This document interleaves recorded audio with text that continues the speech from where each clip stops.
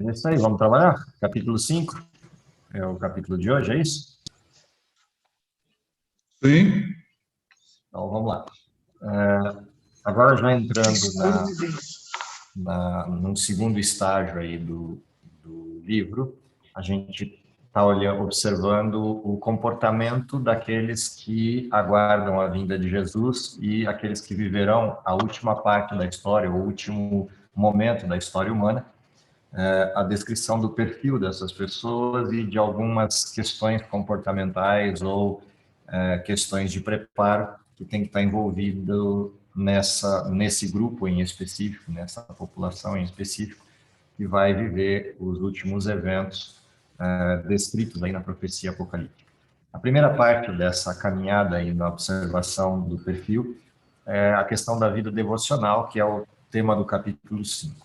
Há alguns pontos principais no capítulo. O primeiro desses pontos que o texto traz é que para essa fase da história, para esse último momento da história, chamado de tempo do fim, espera-se uma nova apresentação de um João Batista para esse tempo. Do mesmo jeito que a gente teve João Batista anunciando a chegada do Messias, a gente tem uma segunda edição de João Batista, mas agora não como uma pessoa, mas como um povo, proclamando a brevidade ou a chegada iminente do reino de Deus. E a mensagem é exatamente a mesma. A mensagem de João Batista era arrependei-vos porque é chegado o reino dos céus. A mensagem para hoje é a mesma, arrependei-vos porque é chegado o reino dos céus. Apenas muda na questão da mensagem o fato de que agora é definitivo. Naquela época do primeiro João Batista, a vinda de Cristo era definitiva em relação à morte pelo pecado, e agora a vinda de Cristo é definitiva em relação à redenção e à extinção do pecado. Porém, a mensagem persiste com o mesmo tom, com a mesma abordagem, no sentido geral da mensagem. Mas há um detalhe interessante sobre essa alusão a um João Batista para esse tempo, que é a menção que o texto também faz, o texto bíblico também faz, de atalaias, ou proclamadores da verdade, ou arautos da verdade para este tempo. Então, a primeira característica, o primeiro perfil do que aguarda a vinda de Cristo tem a ver com o cumprimento da missão. Então, essa questão do remanescente envolve isso, envolve uma consciência plena da missão para esse tempo e o lançar-se a essa missão. Para poder desempenhar essa missão no formato de João Batista, existem requisitos. O primeiro grande requisito é uma vida espiritual, uma experiência espiritual semelhante à de João Batista. Ou seja, há um preparo para essa missão. E esse preparo envolve algumas questões. A primeira dessas questões é um perfil de comunhão com Deus, ou um formato de comunhão com Deus, que espelhe o caráter de Deus na vida do cristão, de maneira que ele possa ser não só um arauto no sentido de pregação, mas principalmente de testemunho da verdade. E todo aquele que observe esse arauto, ou esse proclamador da verdade, enxergue Cristo nele, enxergue a partir da vida dele a pessoa de Cristo. E essa é a primeira referência que o texto traz do tipo de preparo que tem que existir para desempenhar essa missão. Além da questão da comunhão, no sentido da proximidade com Deus, no sentido da oração ou da interação com Deus, tem um outro aspecto dessa comunhão, que é a junção de duas palavras que aparecem nesse texto como provocação, que é oração e esforço. E o texto faz uma inversão: esforço e oração devem ser a ocupação da nossa vida. Essa percepção de que existe uma parte do trabalho que tem a ver com a nossa ação e tem uma parte do trabalho que tem a ver com Deus, ela apresenta o binômio da vida do cristão, de que, ao mesmo tempo, ele ora para Deus, ele olha e ora para Deus, entendendo que só em Deus as coisas poderão se resolver, mas ele luta a vida cristã e trabalha a vida cristã e se lança na missão da vida cristã como se todo dever fosse humano. Portanto, é um trabalho duplo, é o trabalho da fé plena, que coloca todos os anseios, toda a expectativa em Deus, mas também o trabalho pleno na missão, como se Deus não estivesse lá, no sentido de que você tivesse que fazer todo o trabalho per si. Qualquer um desses dois elementos isolados, ou seja, se eu fizer todo o trabalho sozinho, mas não tiver uma comunhão com Deus, como se tudo dependesse dele, esse trabalho sozinho produz riscos. O primeiro dos riscos é o legalismo, o segundo dos riscos é a barganha, a tentativa de fazer algo para conquistar o céu.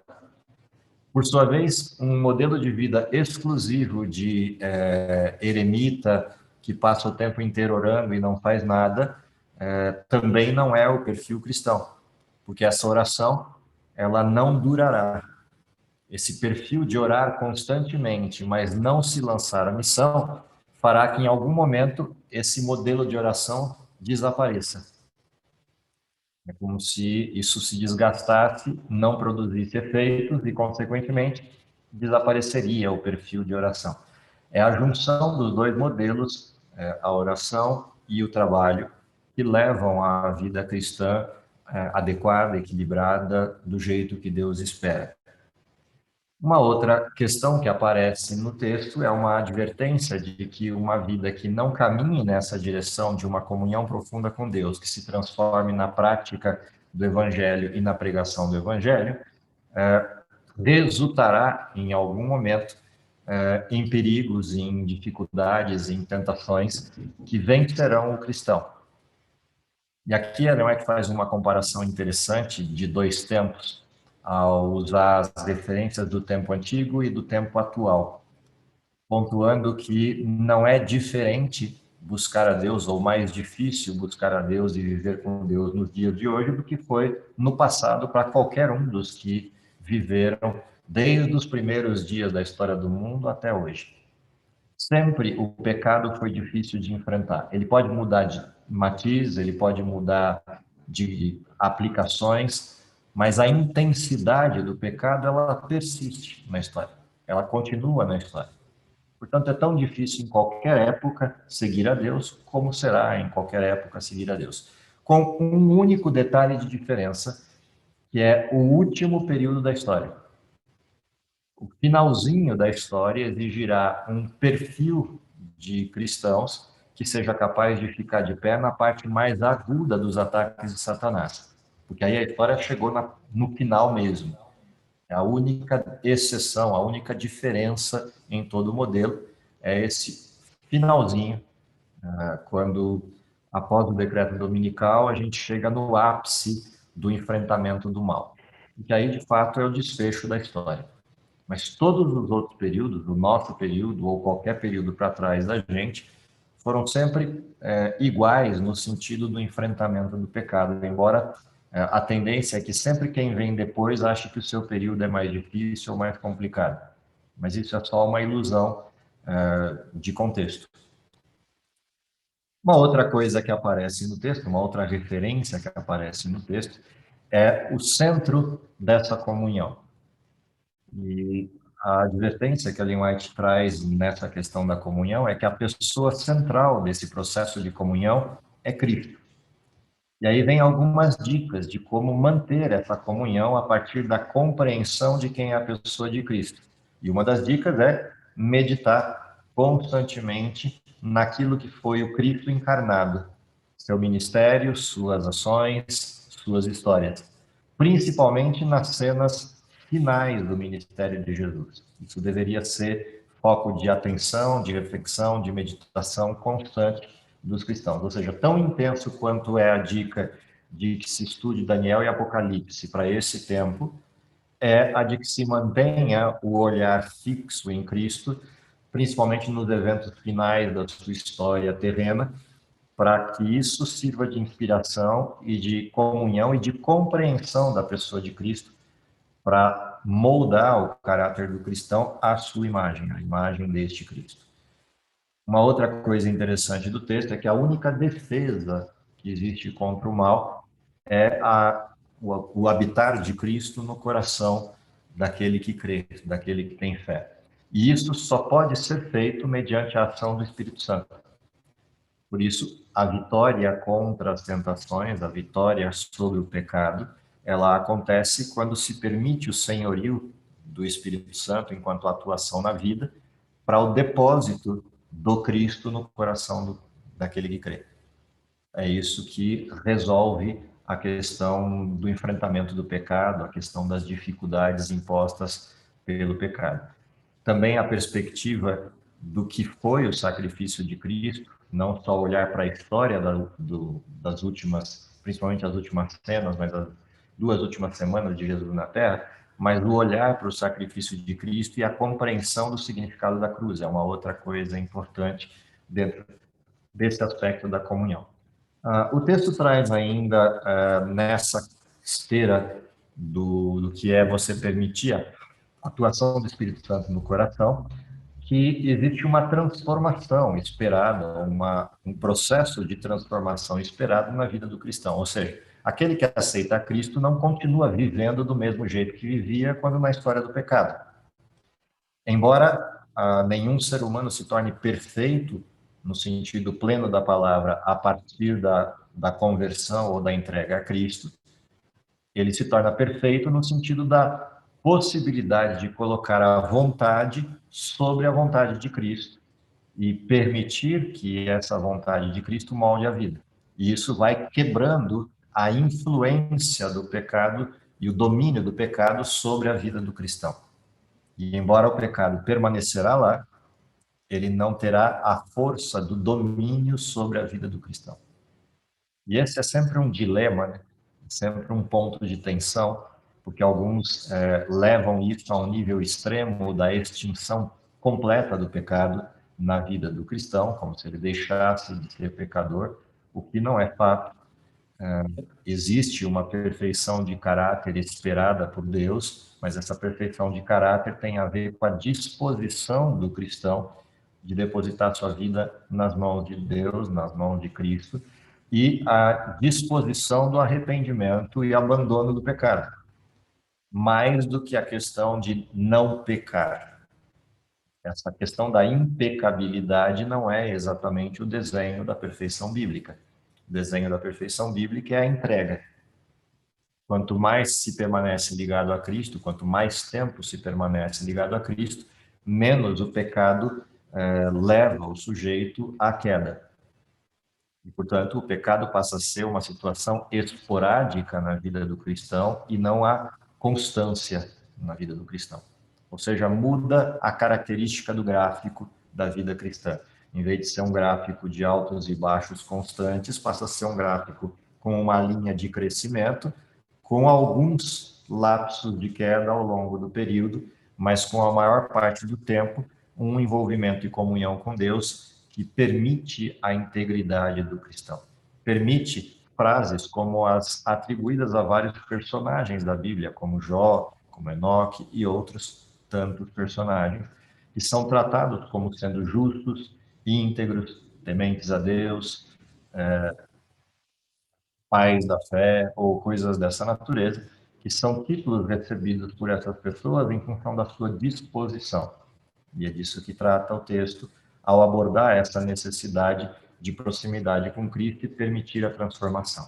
Há algumas advertências pesadas quanto à questão da permissividade ou da permissão do mundanismo adentrar o coração e a vida do cristão e a necessidade de se afastar de coisas que, de alguma maneira, separam o cristão do seu Senhor, separam o cristão de Cristo. Um outro aspecto desse preparo devocional é a compreensão da palavra de Deus. E para isso tem uma referência interessante nesse texto das necessidades que vão se interpor no fim da história. Conforme a história vai recrudescendo o conflito entre o bem e o mal, e a gente vai chegando mais perto daquilo que serão as perseguições finais ao evangelho cristão, maior será a necessidade de se dar razão da fé. Ou seja, de se exigir daquele que crê a manifestação das razões e da sua estrutura de crença, seja no sentido legal, em julgamentos, acusações ou tribunais, seja no sentido da pregação em si, do enfrentamento do pecado a partir da pregação e do testemunho. Mas vem uma advertência no meio disso, que não adianta só estudar a palavra de Deus e pregar, se não se permitir que essa mesma palavra modifique o coração, a prática, a espiritualidade, toda a estrutura do sujeito que crê. Caso contrário, a palavra vai ser apenas retórica. E aí aparece uma questão interessante de que muitos dos pregadores do último tempo da história não estarão preparados para esse enfrentamento, apesar de terem pregado a palavra de Deus. Porque a pregação era retórica. Falavam de Deus, mas não conheciam as verdades de Deus no sentido pleno. E aí aparece um desequilíbrio quando chamados a uma situação não prevista naquilo que estava sendo vivido até então.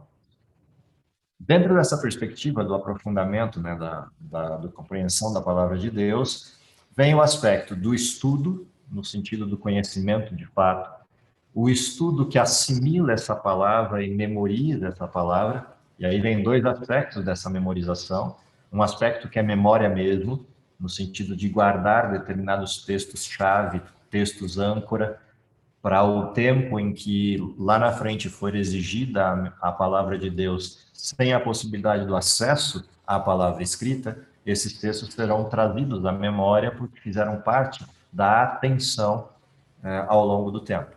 Uma outra questão é o estudo no sentido da compreensão plena do texto, que passa pela prática do texto. Esses dois aspectos do estudo da palavra são necessários para esse tempo, principalmente, em que a gente vai estar vivendo. Óbvio, isso sempre foi necessário, sob o ponto de vista da compreensão e transformação, mas nesse tempo em particular, Deus precisará de pessoas que se levantem para proclamar o último convite de Deus ao mundo. E esse chamamento, nesse tempo de tribulação, exigirá um processo anterior de comunhão com a palavra de Deus para se fazer útil nesse tempo e para ficar de pé nesse tempo. Afinal de contas, os embates serão bastante agudos e a compreensão plena da palavra de Deus permite não só a percepção do sentido desses embates, mas a certeza de que Deus continua ali regendo o processo. Caso contrário, os embates serão fortes demais para serem resistidos. E alguns vão abandonar a fé por não terem raiz. E aí o medo, o pavor ou até mesmo o conformismo acaba tirando essas pessoas do convívio cristão e levando essas pessoas para aquilo que é a maioria, onde o pecado vai estar instalado. Então, essa é uma preocupação em relação ao estudo mais proximal, mais aprofundado da palavra de Deus. Há um texto interessante aí no capítulo 5, que faz uma metáfora interessante, né? Edificai um muro de passagens bíblicas ao vosso redor. E é uma dica muito interessante essa, tanto pela parte concreta da ilustração, quanto pelo significado disso.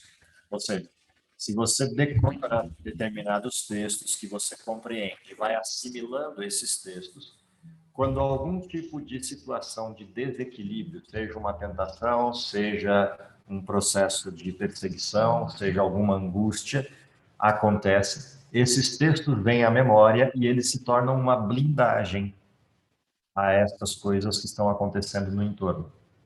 E é nesse sentido que esse texto se torna interessante, né? Edificai um muro de passagens bíblicas ao vosso redor e vereis que o mundo não poderá demoli-lo.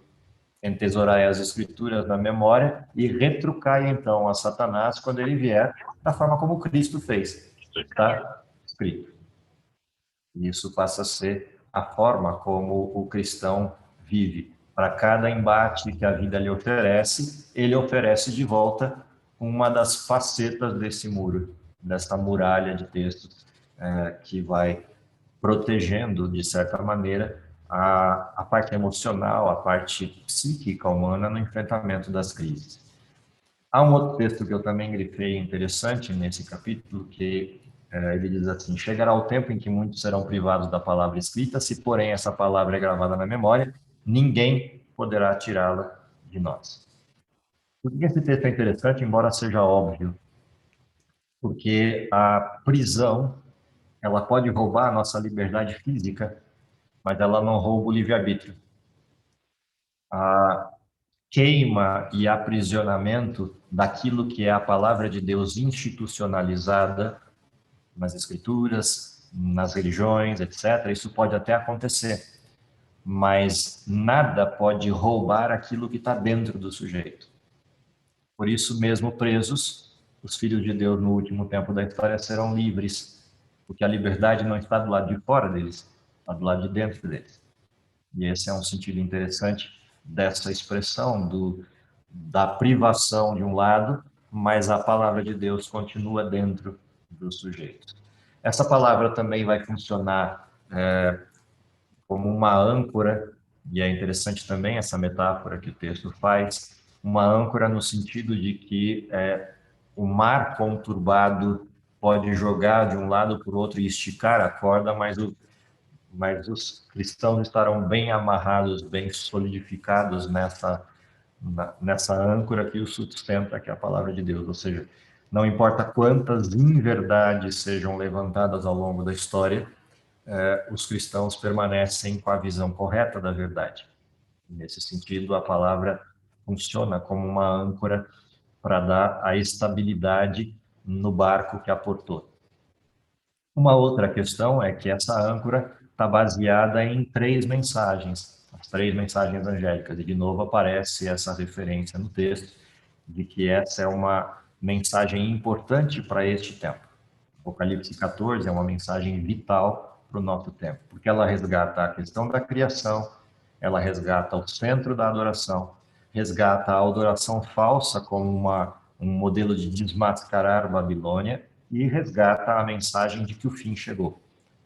Todos esses elementos, somados a algo que também aparece na referência textual da adoração, que é a percepção clara daquilo que é o símbolo da adoração a Deus, que é a obediência a Ele e o respeito às suas leis.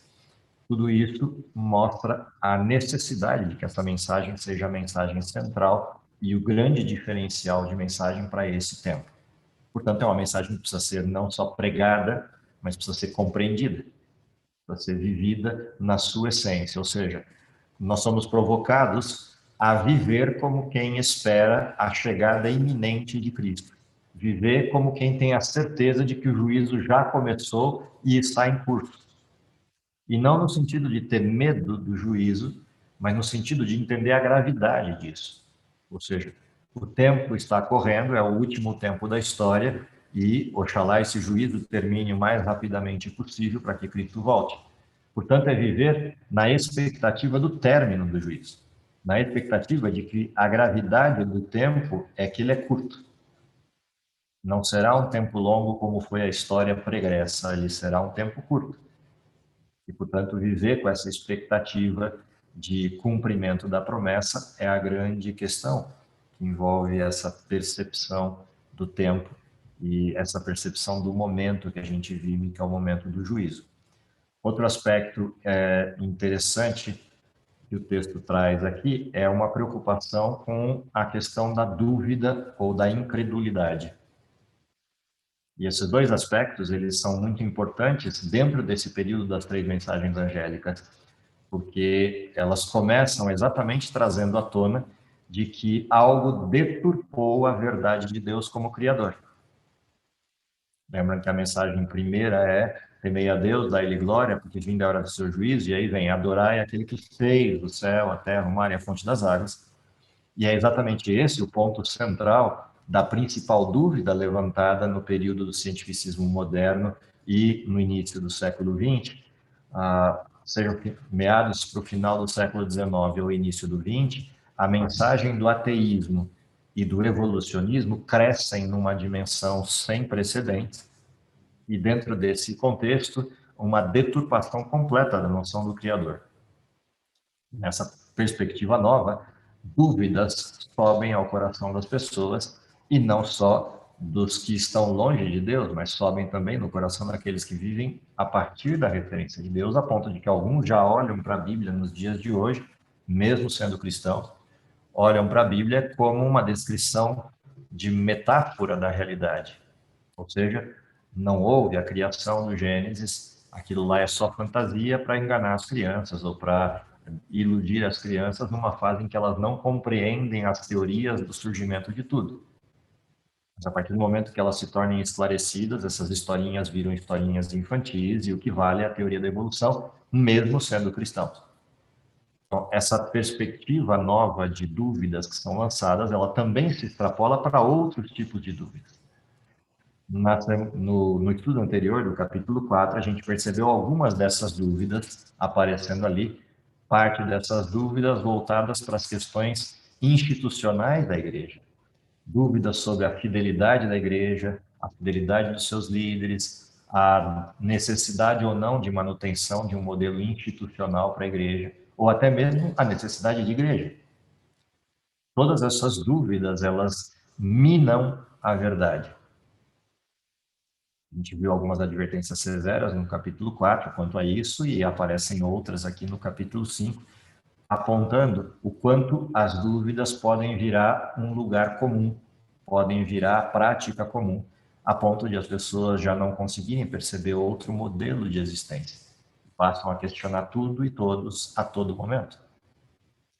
Ao contrário disso, somos chamados a viver com a, entre aspas, a palavra, a ingenuidade de Cristo. A ingenuidade no sentido de sempre olhar as coisas a partir da perspectiva de como elas podem se tornar a partir da nossa referência de interferência cristã sobre as coisas, é a esperança, em lugar da crítica, em lugar da incredulidade ou da dúvida. E esse também é um grande desafio na formatação do perfil do cristão para os últimos dias, do adventista para os últimos dias, no sentido daquele que aguarda a vinda de Cristo. E aí, o texto ainda continua pontuando que a gente tem um preparo para o período de provação. E esse preparo não tem nada a ver com questões de natureza física, tem a ver com a questão da natureza espiritual. O preparo para enfrentar as provações é o cultivo da dependência de Deus. Quanto mais a gente cultiva a dependência de Deus no tempo de paz, mais fácil vai ser manter essa mesma dependência no período de provação. Se a gente não aproveita o tempo de tranquilidade para desenvolver dependência de Deus e proximidade com Ele, o dia que vier a crise, bate junto o desespero. Porque aí já não dá para correr atrás do prejuízo, esse tempo passou. E é importante a percepção disso, porque o texto é um texto para o remanescente. Então, significa que o remanescente tem a chance agora para o preparo. Ele não terá uma segunda chance. Os que estão no mundo terão uma segunda chance para ouvir o chamado do remanescente. Mas o remanescente é este o tempo para ele. Ele tem a noção do tempo em que vive, ele tem a noção de que o juízo já começou, e ele tem a noção de como ele se prepara para enfrentar o que vier pela frente, o tempo de angústia que vem pela frente. Se não usou esse tempo para preparo, o preço vai ser cobrado lá dentro desse tempo. E aí pode ser tarde demais. Outra questão que aparece no texto, o texto reforça mais para frente um pouquinho a necessidade do enfrentamento das tentações e o desenvolvimento da fidelidade e da moral, para o perfil de santidade que se espera daquele que é cristão, o fortalecimento daquilo que é a base do enfrentamento de tudo isso, que é a questão do intelecto, a manutenção do intelecto puro, disciplinado, que consiga enxergar a realidade de maneira adequada, que tenha o equilíbrio e a serenidade na avaliação das coisas, tudo isso vem da comunhão com Deus. Quanto mais se desenvolve a comunhão com Deus, mais disciplinada se torna a mente e, consequentemente, mais serena se torna a reação de vida daqueles que se dizem cristãos. O último exemplo do texto é um exemplo vivo de alguém que caminhou dessa forma, que é o exemplo de Enoque. E aí vem as descrições do perfil, né, de Enoque. Ele habituou a sua mente, habituou o seu coração para sentir o tempo inteiro a presença de Deus. Ou seja, em todas as decisões que ele tomava na vida, ele sempre colocava Deus antes do processo decisório e buscava pautar sua decisão nas orientações que Deus já havia dado ou nas orientações que estava dando quando ele orava. E, portanto, a vida dele é pautada nos moldes de um dos textos de Paulo, e descreve de forma bem simples a vida do cristão: orai sem cessar. Essa era a vida de Enoque, e isso possibilitou que ele fosse chamado de aquele que andou com Deus, tanto que Deus o levou para si. Essa é uma representação do remanescente. Aqueles que viverão no último tempo da história serão levados para encontrar com Deus sem ver a morte. E Enoque representa esse perfil, representa esse tempo. Aqueles que são trasladados serão transportados ao céu sem ter experimentado a morte. Porém, destes será exigido um perfil de vida que sustente a tribulação que vem pela frente. Por isso, a necessidade do preparo, como Enoque, no período de paz, para que quando a crise venha, o desenho seja de um enfrentamento adequado de tudo isso. Não dá para... A última parte do texto é uma reflexão direta sobre essa questão do preparo, e aí vem várias repetições dessa mesma informação, terminando com uma mensagem de referência que é: se hoje a gente está em paz com Deus, então a gente vai desejar estar com Ele para sempre. Se hoje eu não aprendi a conviver com Deus e não dependo dele e Deus é um estranho para mim, o céu provavelmente será uma coisa muito estranha de se viver. Portanto, Deus não levará ninguém para lá que não estivesse feliz em estar lá. E essa disposição e felicidade de estar no céu, ela não começa lá, ela começa aqui. Para quem hoje quer estar com Deus, o céu faz sentido. Para quem hoje não quer estar com Deus, o céu é só uma ficção. E assim termina o texto com essa provocação. Como resumo, acho que cobrimos aí os principais pontos do capítulo.